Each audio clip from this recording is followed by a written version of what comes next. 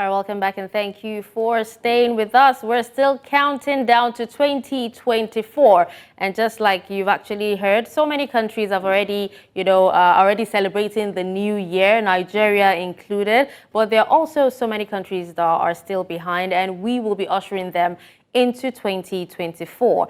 Now, we still have our guests who joined us talking about Dr. Mohammed Goje, Executive Secretary, SEMA, all the way from Yobe State, joined us via Zoom. We also have Bulama Abiso, Executive Director, Network of Civil Society in Borno State, also joining us via Zoom. At this moment, at this point, gentlemen, we'd love to thank you so much for your time, and thank you so much for, spending the new year with us right here in the studio. We appreciate you, and we appreciate all your opinions that you've brought to the fore this beautiful morning. So we'd have to let you go, and we wish you a fantastic 2024. Absolutely. Thank you. Thank you. Thank you very much. Thank you for having us. All right, thank you so much. Well, talking about... We also have yes, we still have Sopitan, the political analyst. He's here with us in the studio, but we're not letting him go anytime soon because... not going anywhere. he's in Lagos. We're together. We're in this together. Anyway, let's keep you up to speed with countries that we will be counting down with just in a moment. Now we're switching GMTs to countries like on your screen there. You have it, Ghana, Mali, Mauritania. We also have Senegal, Guinea-Bissau, Morocco, Western Sahara, and Mauritania. Of course, very soon, just about a few moments from now, we will be saying Happy New Year with them. Now, joining us at this time via Zoom from Ghana is Dr. Eric Osae, but he hasn't connected yet. Once he does, of course, we will bring him on. But let's talk about the new year in terms of the political events we saw happen across, the African space, particularly in 2023, the wave of coups in some, African countries. It seemed almost unexpected, and the twist to it is that it seemed pretty popular, as against people revolting and rebelling. It seemed to gain some sort of popular support. Now, I would, of course, want to look at this from a financial perspective, looking at the impact of the economy as a contributor, because we know that a lot of African countries, not just African countries right now, there's the COVID, where countries are still trying to come out, of the impact, and then the economic downturn in terms of economies trying to pick up on all of that, and then political, factors too, from corruption to leaders telling followers to tighten their belt, whereas the leaders themselves, have multiple belts. So I just want to tell us from the economic perspective how this has sort of influenced what we saw in 2023, and hopefully we don't, see such repeat itself in 2024. What can be done economically to avert this? Well, I mean, to the average man on the street, the economy is a very simple thing. It's about food on his table. So if this African governments generally provide the basics of life, to the people, then you won't see this wave of insurrection that we've seen. Remember, even the most powerful coup plotters, no matter how many guns and tanks you have, you need legitimacy, and legitimacy will be provided by the reaction of the people. So if you conduct a coup and the people revolt against it, there's a popular uprising and they say no, the coup plotters will have to back down, because how many people can you kill? But what you've seen, like you've rightly said, is over the last 2 years or so, this wave of coups across the Sahel in West Africa has gained a lot of popularity, so much so that other governments around those countries are wary of the same thing happening, in their countries. So for me, it's a very simple thing. The political leadership in these countries, the civilian governments, must ensure that they deliver good governance. must deliver good quality of life to the people. If they do this, then they have nothing to worry about. But you see, what we've had is, especially in those countries that we talk about, is there's been a bit of some sort of a conspiracy, like a cohort arrangement between the political leadership of those countries and France, where they have very unfair economic contracts with the French government that to the detriment of their own countries. And this is what has spurred some of these coups that we've had, and is what is sustaining it. So I think. All right, sir. Just, we'll definitely come back to you because I really have a question to ask, on Sure. this. Let's reconnect with Marvelous Obomanu, who is in Abuja. And Marvelous, hi, how are you? Thank you for reconnecting with us, and Happy New Year to you, by the way.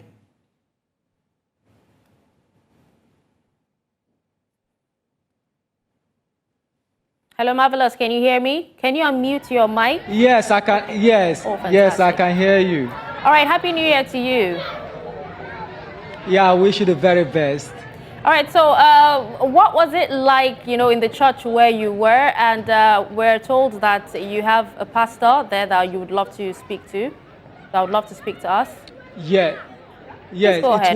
it was a very interesting sermon here at the Transforming Church Gwarimpa axis of the Federal Capital Territory, Abuja. And in fact, some of the takeaway for me in this crossover service is that this is a year of flourishing and thriving supernaturally. And the man of God indeed say that, the Christian faithful should, anticipate more of God's blessings this new year. But let me not just circumspect. Let's hear from the man himself. I'm joined by the lead pastor of the Transforming Church here in Gwarimpa, Abuja, Nigeria's capital. Let me say Happy New Year, sir. Well, Happy New Year to you. Thank you so much for joining us in this special service. Thank you.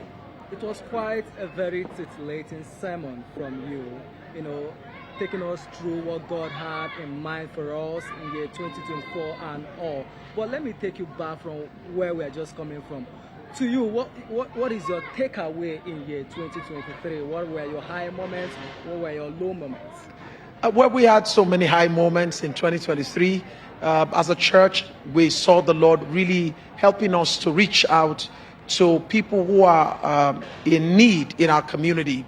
We're able to reach out to families who are in need, when it comes to financial assistance, food, educational assistance. We're able to reach out to so many people in our community, and that gave us so much joy because we're a community-based church. We're a church in a community, so we cannot just be a church without making impact in the community. So one of the highest moments for us were the moments when we had the opportunity of hosting our community right here in the church. At Christmas, we're able to reach out to over 1,000 families, providing them with foodstuff. But beyond that, as a church, our missions were successful this year. We're able to plant new churches locally, and we're able to reach out to foreign countries, carried out special missions there. So we would say God has been altogether good to us in 2023. All right. You've given us a peep into what this year is going to look like. Can you throw more light on that?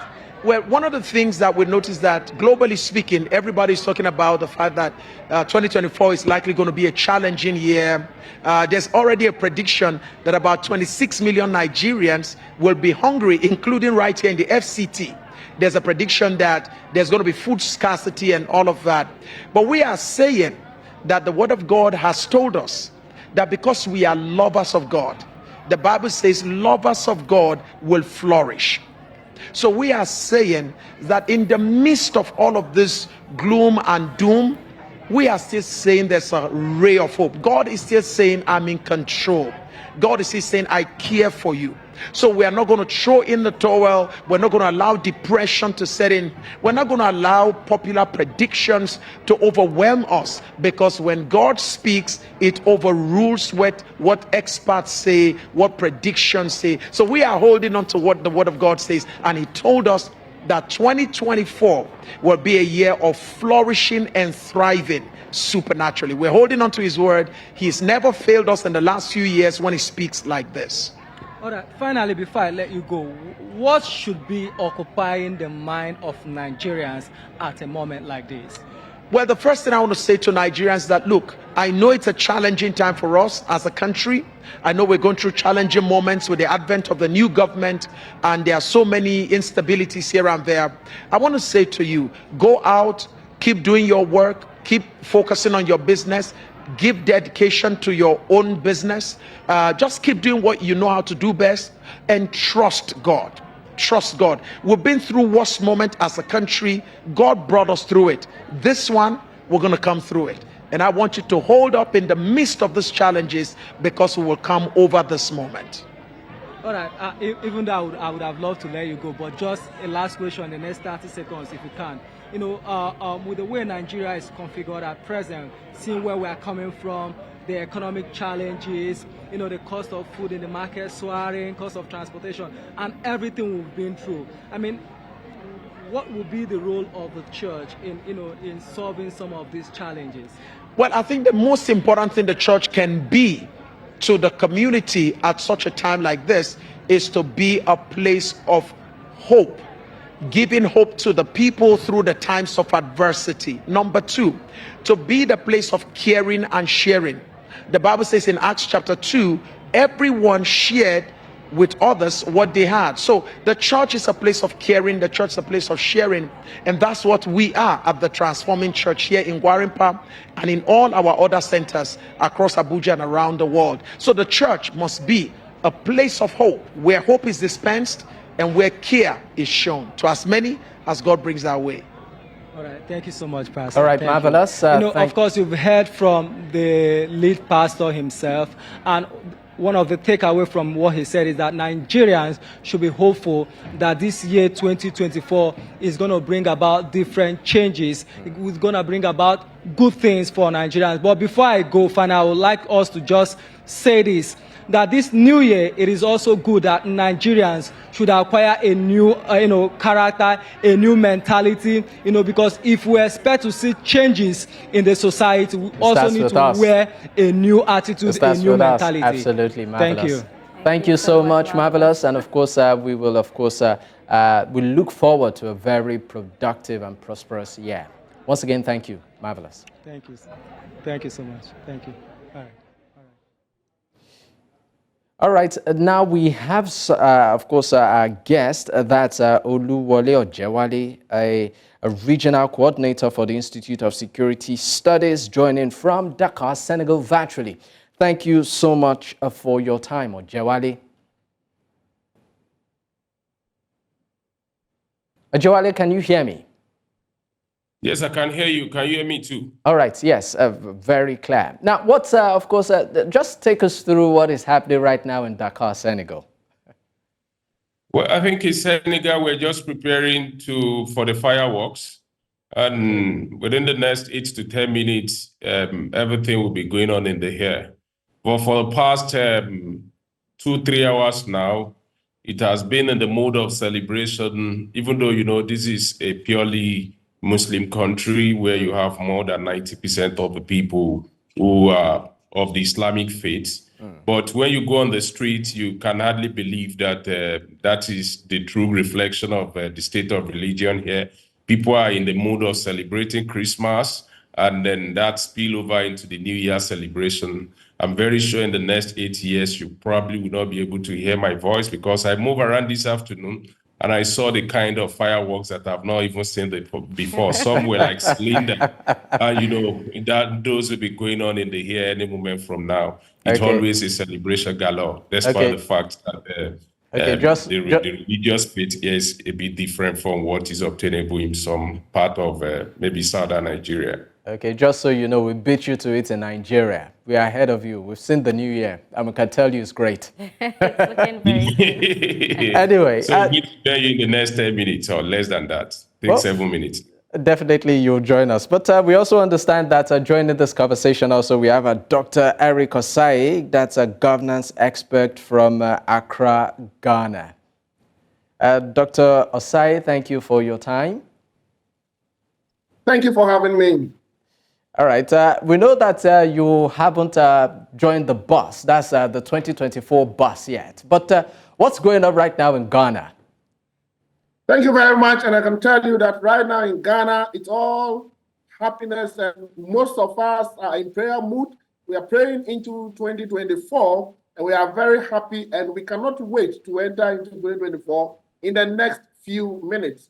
So that is the mood in Ghana, and the whole of the country, being a Christian-dominated country, we have pastors and elders leading us into 2024. That is the mood in Ghana now. And in the next few minutes, you will see the fireworks.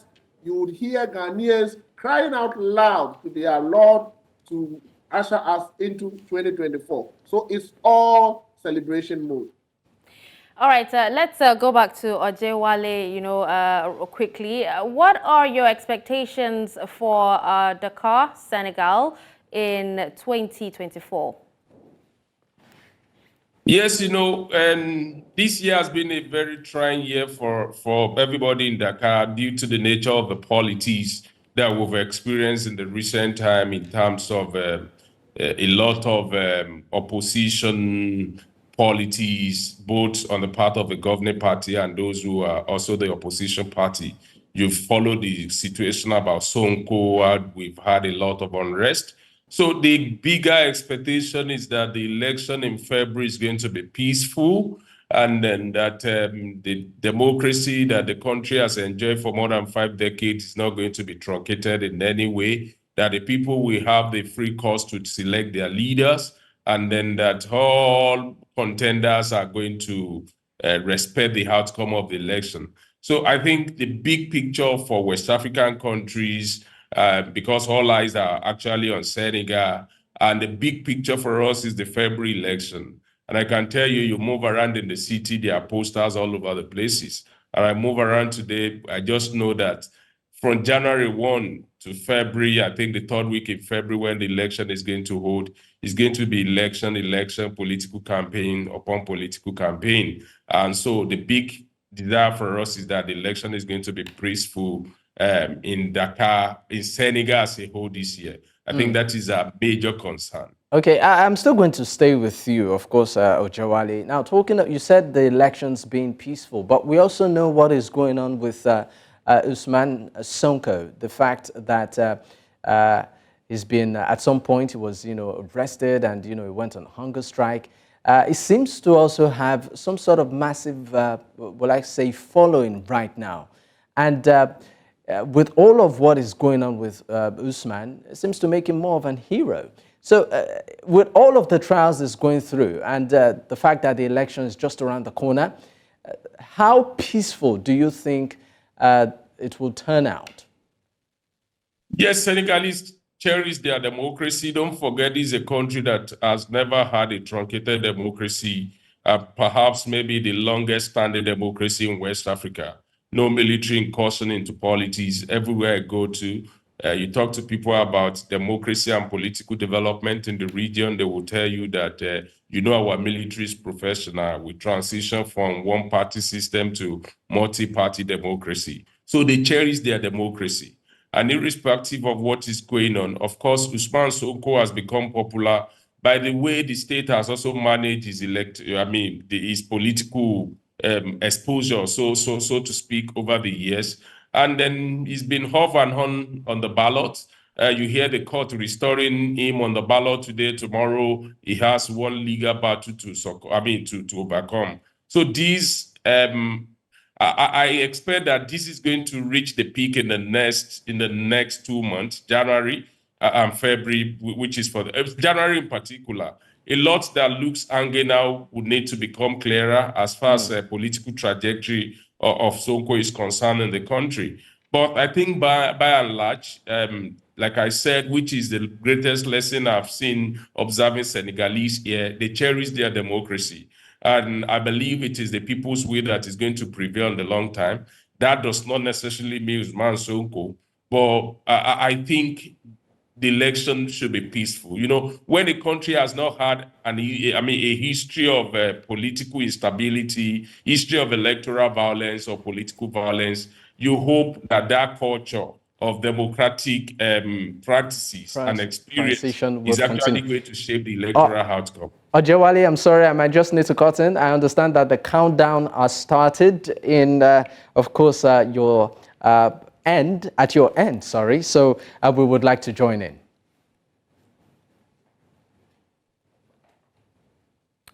All right, so we're counting down with you guys into 2024. Hope you're Senegal, excited. Ghana, Mali, 25, 24, 23, 22, 21, 20, 19, 18, 17, 16, 15, 14, 13, 12, 11, 10, 9, 8, 7, 6, 5, 4, 3, 2, 1. Happy New Year! Happy New Year, Senegal! Happy New Year, Ghana! Mali, Burkina Faso, Ivory Coast, Morocco, Gambia, and of course Guinea-Bissau, Sierra Leone, and Liberia. Happy New Year! Yes, you can hear the fireworks outside. Yes, you said the ones that we have never seen before. Congratulations, Ojewale. Happy New Year. Thank you so You much. finally Thank joined you the so bus. much. 2024. Yes, Happy New Year to you as well. Eric Osae, Dr. Eric Osae. Happy New Year. Happy New Year to all of you. We finally joined the bus. And like, Yes. Mali, we joined all of them. Next year, we also have our general elections. And Yes. It's going to be an interesting elections where the incumbent government wants to break the eight, what we call break the eight. But what is significant in Ghana is that prior to the 31st Watch Night Service, the Ghanaian police issued a press statement cautioning all churches to respect the law on publication of false news, especially false prophecies. And this has been respected by and large by all the churches, so they don't come out with false prophecies that can create problems or chaos in the Ghanaian society. Well, So I think I'll stay with you on that. We know that, I mean, this time of the year, you see a lot of predictions from, prophets and quote and unquote men of God. And many of this, many a times, if we are to be realistic, are usually, prophecies of doom, telling you, certain catastrophe would happen, people would die and all of that, which sort of creates panic. But again, religion is pretty much integral when it comes to Africans. So is this still within the line? Is it within the purview of the government to sort of regulate such in Ghana? Yeah, okay. The government is not regulating, but the government, or through the police service, is advising. In Ghana, we have the law on the publication of false news, so that if you know how to communicate your prophecies and it does not create problem within the populace, Ghana or the Ghanaian government do not have any problem with that. But if you do not communicate your prophecies well, especially election prophecies, if you come out with prophecies that can create chaos, then the police will deal with you. Last year, the police issued same press release and communique. They respected it and it worked. This year again, they issued a press statement cautioning the churches. And I must say, by and large, it has been very successful. Maybe tomorrow in the news, we'll hear whether they respected the rules or not. But I believe that they will respect it, especially in areas of election prophecies, as we go into our general elections next year. All right, Dr. Eric, we also know that the Ghanaian economy took a downturn in 2023 as well. Would like for you to tell us what you think the Ghanaian government can actually do to stabilize the economy, or what policies they might need to look into to stabilize the economy come 2024. Thank you very much. In 2024, the Ghanaian government has submitted a budget to Parliament. This budget has been approved. The appropriation bill has been passed. Ghanaian government is doing everything possible to resuscitate the economy. For instance, there is an NDA inflation target of 15%. At the moment, we are around 26%. So the Ghanaian government is working hard at that. Ghanaian government is also working on the tax regime. by trying to reduce some of the taxes and then also encourage local production of goods and services and reduce imports. Ghanaian government is also working very hard to ensure that the monetary policy and fiscal policies are aligned with each other so that inflation can be tamed. So these are the measures put in place by government. And then also we want to have a real GDP growth of 2.8, and we want to also have a primary balance of 0.5% of GDP. So all in all, I think the Ghanaian government is on course towards resuscitating the economy and ensuring economic stability by taming inflation and ensuring that we increase domestic production of goods and services whilst we reduce imports so that the pressure on the Ghanaian cedi can be reduced. All right, interesting, Dr. Eric. Let me come back to you, Ojewale. Now, there was actually something we're discussing in the studio just before you came up. We're talking about the coups in some of the African countries and, you know, everything surrounding that. Now, a lot of people have actually been asking if, you know, there's really, democracy is actually working in Africa, in the continent. You know, taking a look at some of these, you know, coups that have manifested in countries like Niger, Burkina Faso, and the likes. So just before we come back to our studio guest, Segun Sopitan, I would like for you to tell us if you feel that democracy has actually failed or is it working in the African continent? Yes, to the extent to which, as far as we are concerned in contemporary experience, democracy has no alternative because I'm not going to be discussing or viewing military intervention as alternative to democracy. So I would say democracy is working minimally on the continent. And the only option that we have is to keep reinventing it and making it work for the people. The alternative is not something that we can consider at all. When you look at Mali, you look at Burkina Faso, you look at Niger, for instance, on all indicators of human development, those countries are falling short as a result of military intervention in politics in those countries. So what is left for the many countries to be a shining example of democracy as good governance to the people, so that we can probably put to an end this tide of military incursion into politics in our region and in Africa at large. So I think because I'm optimistic and I don't have alternative to suggest to democracy, I would say it is working. It's just that probably it's not delivering result at the level of expectation of the people. I would like to go back to Let you. me tell you, just to round up, you know, we can't restrict democracy to butter and bread. I think what separates democracy from another form of government like military authoritarianism are civil liberty. I'm able to discuss this with you because I know somebody's not going to pick me up in the morning. And that is not what you find when you discuss, when you are under authoritarian regime. So I think it's something that we need to look at comprehensively and not reduce democracy to butter and bread, which people consider as stomach infrastructure and all those things. In Nigeria, for instance, military government, they built roads, they built hospitals, but people still ask them to go back to the barrack. So if politicians are not delivering results at the level of expectation of the people, we'll just have to keep reinventing what we have and get correct people and good people into politics who are going to improve the quality of the lives of our people. Now, I would like to go back to Segun Sopitan, who is with us in the studio at the moment. Let's look at the economy. Let's start with the at the sub-regional level, talking about you know, the West African region, for instance. We know that ECOWAS recently has been very vocal since the advent of President Bola Ahmed Tinubu as the chairman, and we know that quite a number of laudable, will I say, initiatives have been put in place.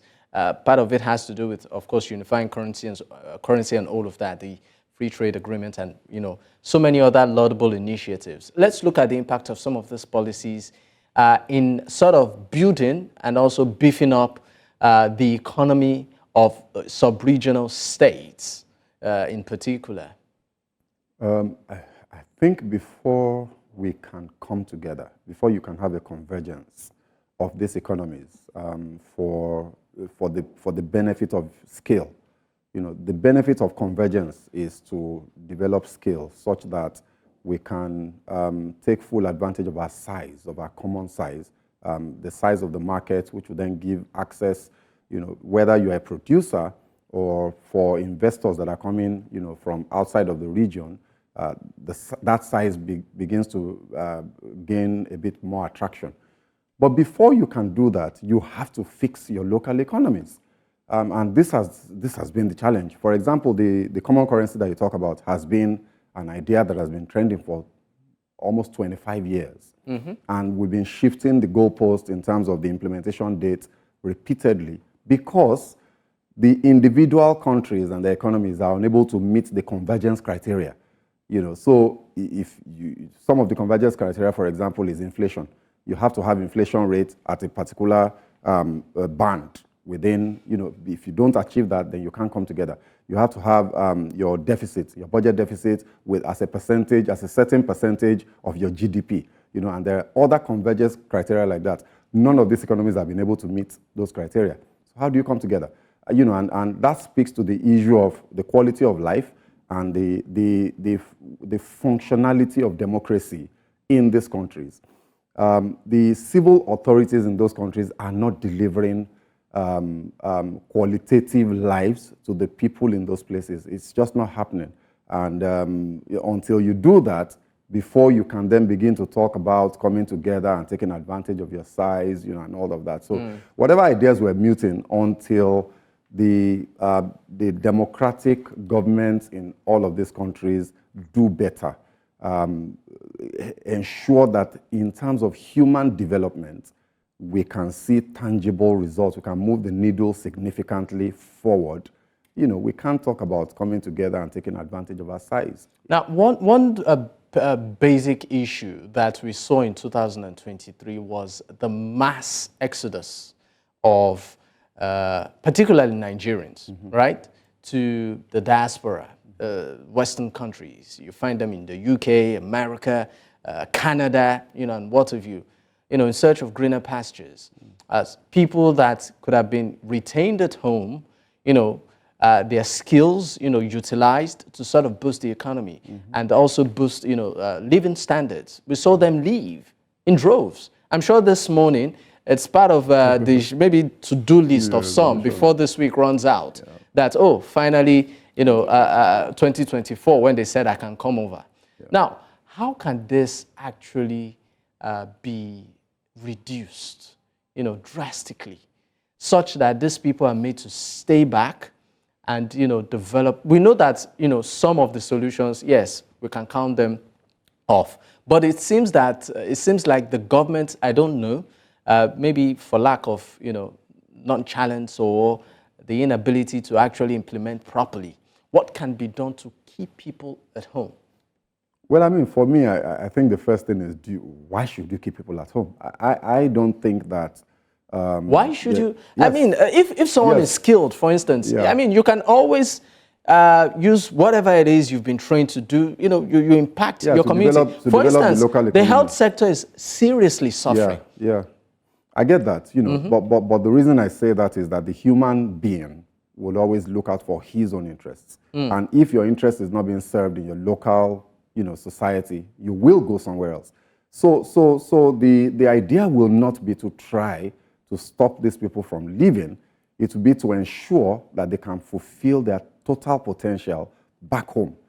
So if we're able to create a society where every human being can fully develop and exhibit the full capacity that they contain within themselves to the benefit of themselves and their families, then you won't have anybody leaving, and you will then be able to tap into or harness the skills that they possess for the benefit of everybody in the society. So I think that has to be the preponderance of our approach. How do we ensure that people can become the best that they can be, back here at home? If you do that, then they won't go anywhere else. Why do people go to the United States? The United States is called the land of opportunity, the land of dreams, where anybody can become anything they want to be. So you look at an Obama, or you look at, what's the name of the current vice president, and you say that could be me. And it's possible, you know. And so if we're able to nurture a society in Africa where these types of examples exist, then people will not go anywhere. So if you don't do that, you can try all the policies you want to put in place, you can try all the regulations. You know, I've heard, you know, local politicians in Nigeria talk about regulation and preventing the medical doctors from leaving. It's all a joke. People will find a way around those regulations and leave if they cannot fulfill their potential. I really want to hear from our Ghanaian guest, Dr. Eric. We really want to hear if, you know, because, you know, the proximity from Nigeria to Ghana is very, very slim. So we want to know if you're experiencing such mass exodus in Ghana as well. Thank you very much. And we are indeed brothers and sisters, Ghana and Nigeria. Whatever affects Nigeria affects Ghana. Whatever affects Ghana affects Nigerians as well.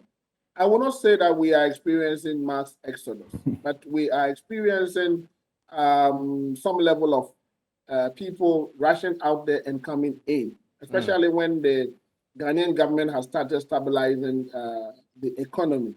In Ghana, we have the free senior high school system where every Ghanaian can go to school for free from primary to the secondary level. So we have most of the youth staying in this country. We also have a scholarship system that allows you to continue to school. So we are not experiencing that. But there is this part of Ghanaians who are not in the formal educational sector, but may not also want to learn any trade, and they may want to leave the country.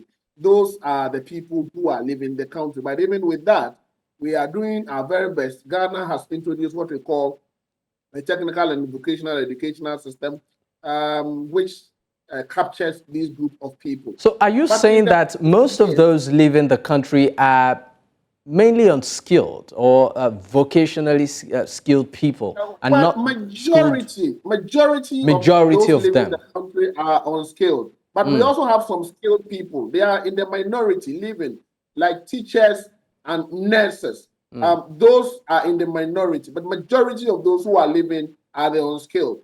And to curb that one, we have introduced what we call a technical and vocational educational system. This is what we call the TVET, which identifies them, empower them, and then give them the resources they need to settle down in Ghana so that we can have that balance. I must say that it is a challenge across the West African region, but in the case of Ghana, we are trying to tame it, and I believe Nigeria would also do the same. Let's, of course, take the opinion of Ojewale on this particular matter. And just before we let you go, what you project for 2024 outside, of course, the political season in Senegal? Well, let me also try to touch a bit on the question that you just raised now. It's also a phenomenon that is affecting Senegal. And I think the major experience in that regard is the fact that you have people who believe the West is Eldorado, they have to get to France, they have to get to the United States of America. And they are around the age bracket of less than 30, mainly youths. So they move by boat. These experiences that you read about most of the times of people perishing in the Mediterranean Sea, a lot of Senegalese are involved in that. They get to the Nicaragua, find their way into the United States of America, they go to France. So it's not peculiar to Nigeria, but what is going on here is that they are also mainly unskilled. And what do I project for Senegal? I do hope that the politics is going to probably get in the way of governance briefly, and then the country will continue to stabilize economically, and then get their issues sorted economically, security-wise. And, you know, Senegal is one of the aspiring countries in West Africa. I do hope that the country is going to attract a lot of foreign direct investment, and that the economy is going to get better in 2024. This is the aspiration of most Senegalese, and I do hope that that will be the focus of the new government. But I think temporarily, politics is going to get in the way of governance as we move into the electioneering season. All right, well, thank you so much. I think we'll be wrapping up here, but it was an awesome time, you know, speaking to you from Ghana and also from Senegal, Dakar. We actually had Dr. Eric Osae. He's a governance expert from Accra, Ghana. And we also have Oluwole Ojewale. He's the regional coordinator, Institute for Security Studies in Dakar, Senegal. Thank you so much. Happy New Year to you, and we wish you a prosperous one. Thank you so Happy New Year much. to you as well. Yes, and also not forgetting our in-house guest. Is he leaving already? I was thinking Segun Sopitan, thank you so much. We, of course, had the best of time with you, and we appreciate your wife for allowing you to celebrate the New Year with us, breaking a family tradition of doing it together. Thank you once again. It's been a pleasure. All right, now from us at News Central, we wish you a prosperous New Year. Don't forget, if at all you must, celebrate, please do it responsibly. Yes, right? Right now we can hear barrage of fireworks all over the area at the moment. Please remember that your life is sacrosanct. Once again, from us, stay safe out there. Stay safe. Happy New Year. Happy New Year to you. I'm Dashen, Usman, and Dapo, Adegboye. Bye for now. Stay with News Central. Happy New Year. Happy New Year.